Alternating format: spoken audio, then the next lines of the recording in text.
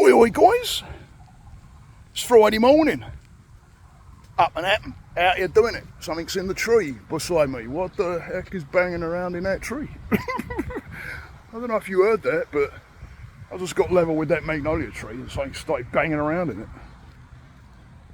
Can't see what it is. Hopefully it's a squirrel. Ah, dear me. Every time I come up to something, it happens to me. If that would have been night time, I would have probably been up the road by now, sitting indoors with a cup of tea, showered. Anyway, hope everybody's having a good Friday. Hope everybody's leading up to a good weekend. Things planned, places to go. Maybe you're already somewhere and enjoying it. And hope it's going well for you. Hope you're PMAing. Positive mental attitude, PMA. You'll see me throw that around a lot. I took it off of a guy, John Joseph. Go and follow that guy. He's on Instagram and everywhere. He's got a great channel on YouTube. One of cooking as well. He does cooking. He's got books out there as well. John Joseph, great guy to follow. He's an old Lower East Side punk and has a punk band, or did. I don't know if it's still going actually, but called the Cro-Mags. And he's got a movie out there called Iron Mind. Good morning. There's a YouTube movie out there, documentary, so to speak, called Iron Mind, all in one. Iron, as in the metal, mind, all in one. And there's two guys, and John Joseph's on there. He's a really good guy. But good morning. But he's worth going to follow. So I picked up on his PMA, positive mental attitude. He says it on that program, on that documentary. So go and have a look at it. It's a good one. So today I wanted to talk about. Well, there was two subjects actually. I didn't know which one to pick, and I actually just mid-thought there thought maybe I'll do that one, but I'm not sure because I know they're both good subjects. But let's talk about addiction. And we're very quick to judge somebody. Very quick to judge somebody when it comes to somebody saying they're on a substance of some kind. And they're obviously in a spot. I don't look at the substance, whatever that may be. I look at the underlying causes of it, because why would you be there? I asked somebody once that we used to be a heroin addict, and I said, what is it about it? What does it give you? And they looked at me and said it worked. Okay. So if it worked, what's it working? Right? What's it working? It worked. Worked on what? And where does that lead you?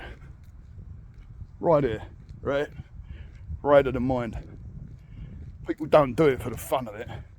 They may do it at the beginning, they may be depressed or something, and someone says, hey, you know what, this helped me out.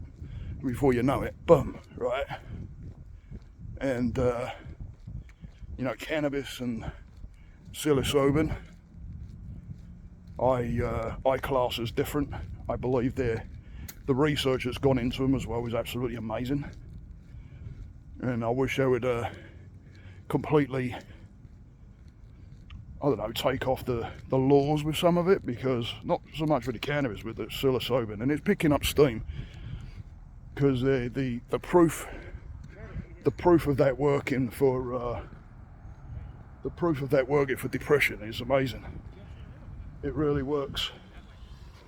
And good morning. And if you go out there and have a look at the research that's been done out there on this, and even go on YouTube and look it up, so it's gaining steam, but it needs the laws lightened a little bit so the research can go ahead and people can start pulling it apart more. But right now, it's amazing the research that's coming back on it. But even that, think about that. I call it cannabis for a reason. I call it cannabis because a few years ago, I was talking to a friend of mine, and she said, I don't use the word marijuana. And I went, oh? And she said, no, it was used when they was looking to ban it all and make it illegal. And basically, you know, if you go and look at it as a, I can't remember, it was called reefer. Someone helped me out with that.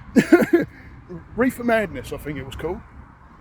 If you go and look at that, it was like a campaign that was driven by like a racist backing.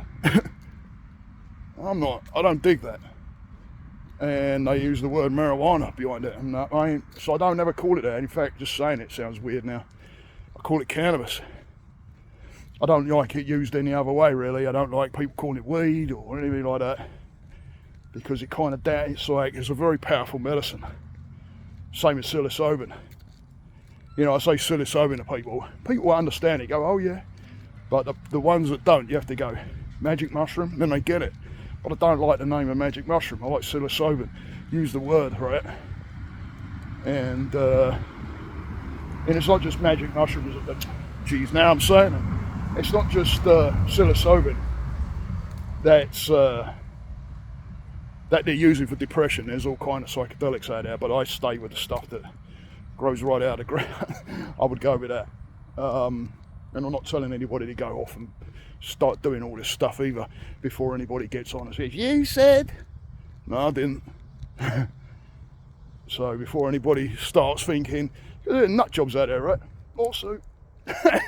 Lawsuit. Always looking to make a buck. Anyway, so when it comes to addictions, you know, people say, terrible.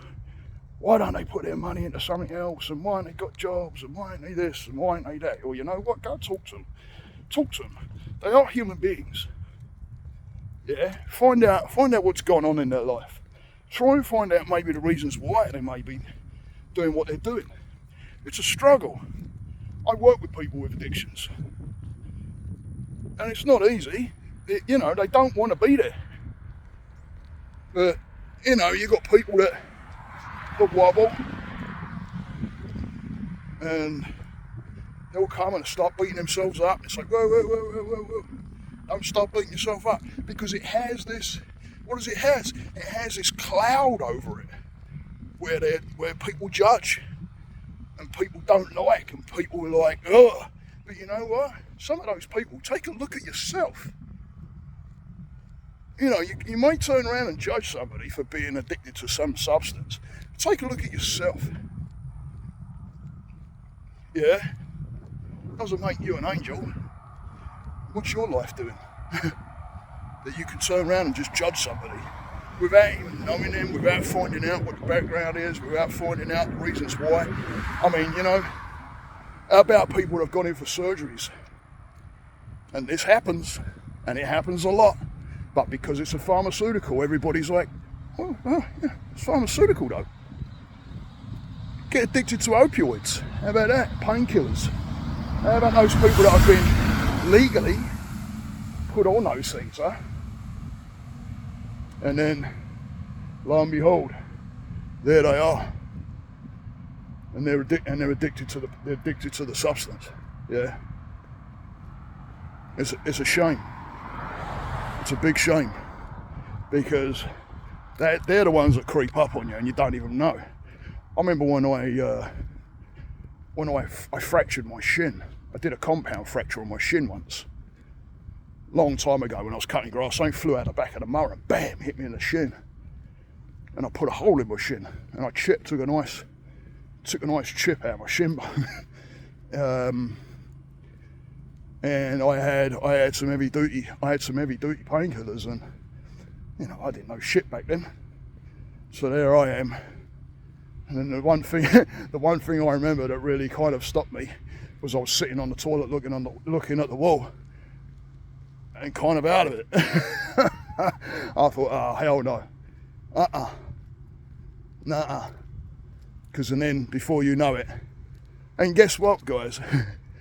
The same people that sell you those opioids, those painkillers, when you're addicted, hey, you can go back to them and get another drug to get you off of it. Right? So before you go comparing yourself to others and thinking that you're better because they have a substance abuse, you know, those guys that come in front of me, well done, strong ass people, to sit there and own up and say, hey, first, I've got a problem, yeah, and second, talking about it, laying it out there. Let's find out what the heck is going on. And by the way, guys, before you turn around and do compare and judge somebody, yeah, you got a cell phone? You have one in your pocket? Have you always got it on you? Is it something that you keep checking? First thing in the morning, throughout your day, scrolling? Maybe you're addicted. Think about it. Can you put your phone down? Can you turn it off and leave it alone for a little bit? It's one of the things I look at when I'm with my guys. The phone use. And don't get me wrong, we all do it. I do it too. But I'm starting to become aware of it more. And I've been aware of it for a while. And I'm starting to like either turn it off or put it over on the side or something, or go out without it. I've even had where we're going, maybe going out as a family, and my wife or my kids will say, got your phone? I'll be like, no, I'm going to leave it there for a bit. We'll go out without it. Sometimes I've gone out and didn't even forgot that I didn't have it. So anyway, guys, think about it. Don't judge somebody because they're on a substance. And I say substance because there's so many different things. Your phone being one of them. What else are you addicted to? There's all kinds of things you can be addicted to. Addicted to sex too, right? Sex, drugs, rock and roll. Right? It happens. But why? It's the whys. What's the reasons behind it? So don't judge somebody, guys. Help somebody out.